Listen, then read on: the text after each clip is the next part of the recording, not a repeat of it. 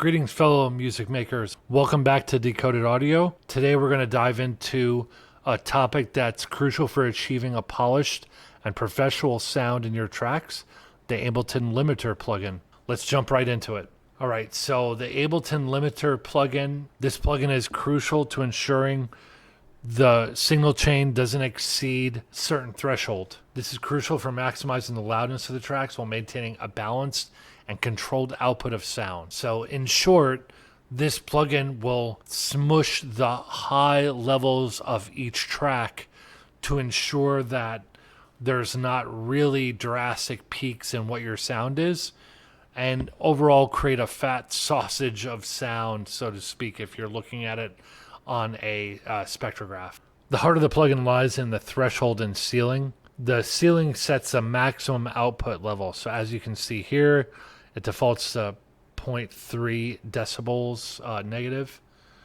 And as you can see when I hit operator here,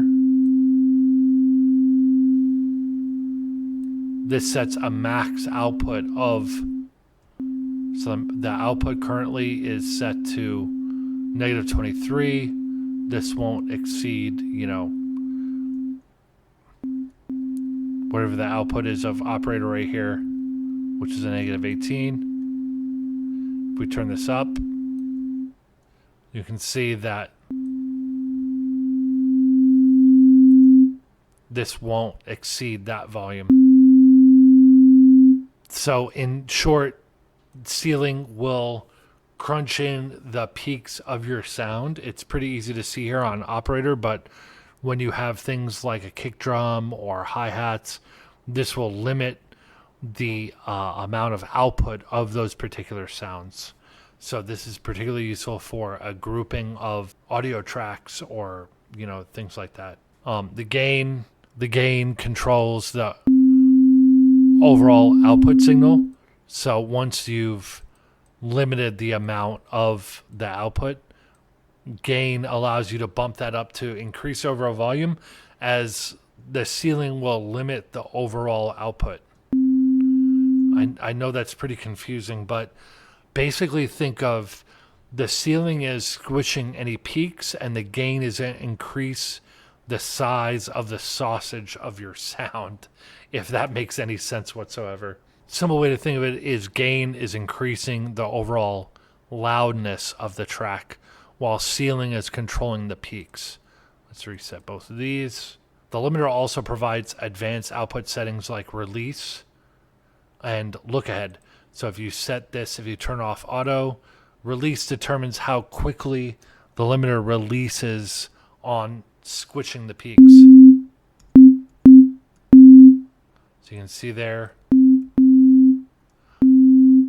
the signal is pretty hot coming in, but it quickly releases on the output. Look ahead value, which is this right here, defaults to 3 milliseconds, determines how far ahead it should look for determining what the release is going to be. Keeping an eye on the levels is essential, and the limiter plugin provides helpful metering. You can monitor the input and output levels to ensure that you're hitting a sweet spot. There's other plugins that provide the same thing, like soft clippers. The glue compressor in Ableton with the soft clip setting can also be used as a soft clipper, and there's other third-party plugins such as K-Clip that are also a clipper that kind of provide the same features as the limiter plugin here in Ableton, but they're third-party or other plugins that are available in Ableton. And there you have it, a concise overview of the Ableton limiter plugin.